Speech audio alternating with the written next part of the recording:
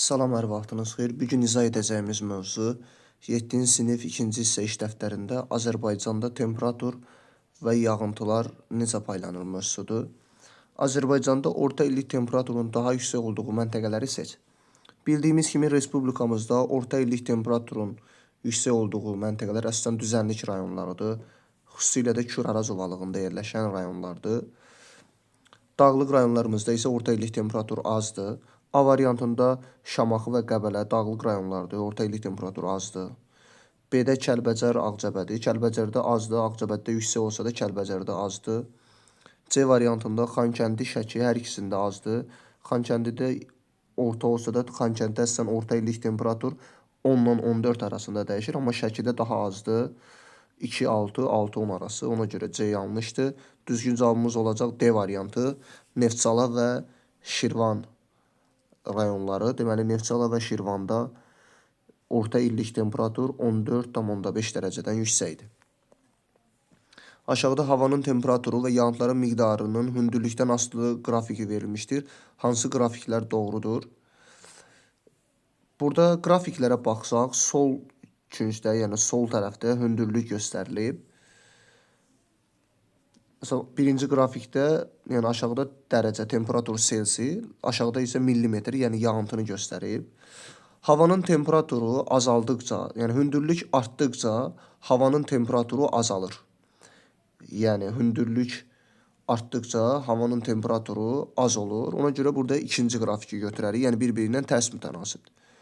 Hündürlük artdıqca yağıntıların miqdarı artır. Yəni hər ikisi yüksək olur. Ona görə də üçüncü qrafik doğru olur.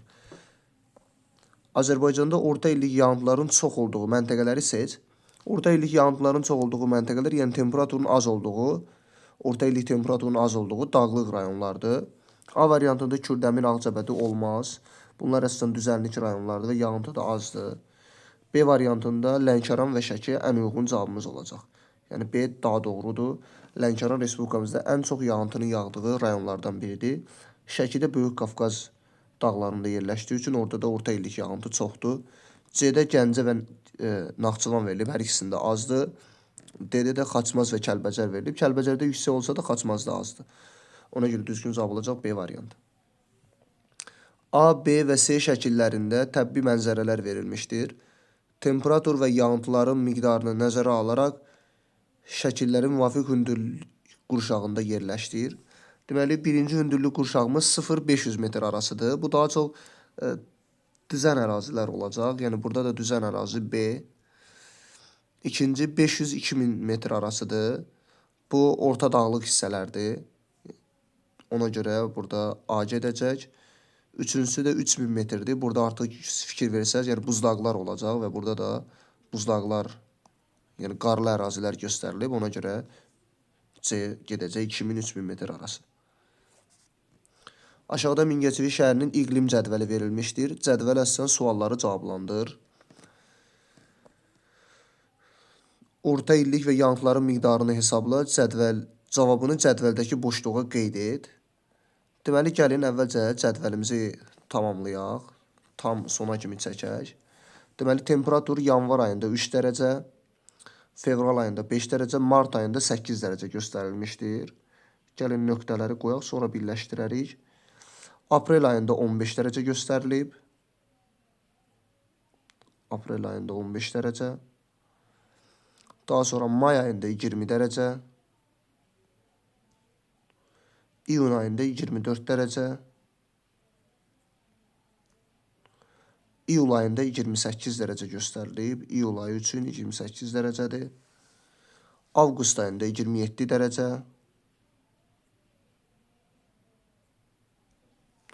Daha sonra sentyabr ayında 23 dərəcə. Oktyabr ayı üçün temperaturumuz 16 dərəcə göstərilib. Gəlin baxaq. Buradan da oktyabr ayı üçün 16 dərəcə seçək. Noyabr ayında temperatur azalıb 10 dərəcəyə kimi düşüb. Dekabr ayında isə 5 dərəcəyə kimi düşüb. Sonra bu xətt ardıcıllığını biz birləşdirsək, bizə orta illik temperaturun qrafiki belə deyə göstəriləcək. Yağıntı da bu ardıcıllıqla gedir. Yanvar ayında əgər yağıntı 13 mm, fevral ayında 17 mm-dirsə, mart ayında 22 mm olacaq. Gəlin bunu mavi ilə çəkək.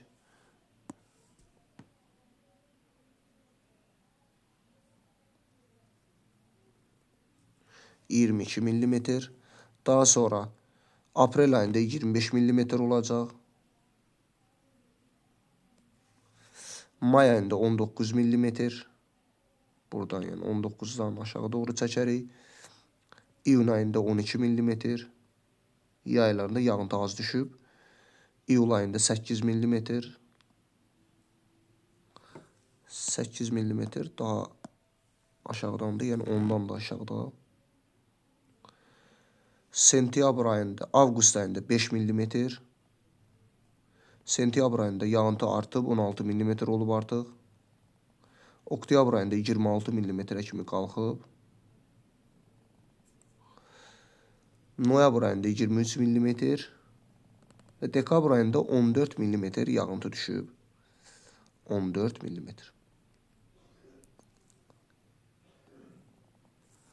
Ada deyir ki, orta illik temperaturunu, yağıntıların miqdarını hesabla və cədvəldəki boşluğa qeyd et. Deməli, orta illik biz yağıntını temperaturu hesablamaq istəyiriksə, yəni orta illik temperaturu hesablamaq istəyiriksə, temperaturları, yəni hər ay üçün orta aylıq temperaturları toplayarıq. Yəni yanvar 3 plus 5 plus 8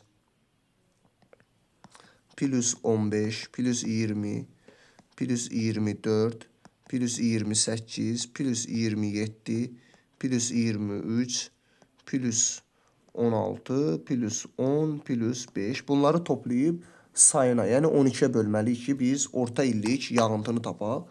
Orta illik temperaturu tapaq. Gəlin bunları toplayaq. 3 üstə 5 8, üstə gəl 8 16, üzərinə 15 gələndə 31, üstə 21 51, üzəri 24 75, daha sonra 28 103, yəni 27 gələk, 23 dərəcə, 16 dərəcə, 10 dərəcə və üzərinə 5 gələk. Bu 184 dərəcə eləyəcək. Bunu da 12-yə, yəni sayına bölsək, bu 15,3, yəni təqribən 15,3 dərəcə Selsi olacaq. Bizim temperaturumuz, yəni orta illik temperaturumuz. Yağıntının da, yəni orta illik yağıntını da tapmaq üçün biz yenə toplamalıyıq. Yəni 13-ün üzərinə 17 gələrik.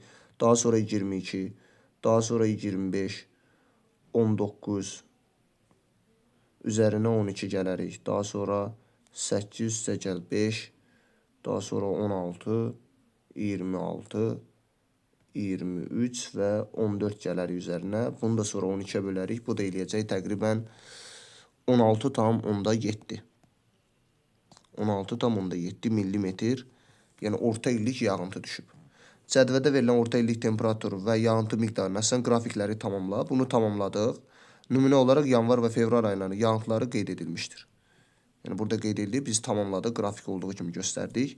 Qrafik əsasən ən yüksək temperaturun və ən çox yağıntının müşahidə edildiyi ayları müəyyən et. Gəlin baxaq qrafikimizdə. Qrafik fikir versək, temperatur grafikinə fikir versək, ən yüksək temperatur iyul ayında müşahidə edilib. 28 dərəcə. Ən çox yağıntı isə oktyabr ayında müşahidə edilib. 26 mm yağıntı düşüb. Oktyabr ayında ən çox yağıntı müşahidə edilib. Yəni burada da qeyd eləsək, temperatur ən çox 28 dərəcə olub iyul ayında. Ən çox yağıntı da 26 mm olub oktyabr ayında. Qrafiklərə görə Mingəçevir şəhərinin quraq və rütubətli fəsillərini qeyd et. Yəni ən quraq fəsli burada əlbəttə ki, yay fəslidir. Çünki yayda yağıntı çox az düşüb. Ən rütubətli fəsli isə əsasən payız fəslidir. Çünki payızda yağıntılar bol yağıb. Xüsusilə də oktyabr, noyabr aylarında bol yağıntılı dövrləri keçib. Buna görə ən rütubətli fəsil payız fəsli, ən quraq fəsil isə yay fəsli hesab olunacaq. Mingəçevir şəhərində illik hava şəraitinə dair fikirlərini yaz. Yəni buradan da qrafiklərə də biz fikir versək, yay ayları havanın temperaturu çox yüksəkdir, ona görə nisbi rütubətlilik azdır, yəni yağıntı azdır. Qış aylarında havanın temperaturu aşağıdır, payız və qış aylarında havanın temperaturu aşağıdır və yağıntı da çoxdur.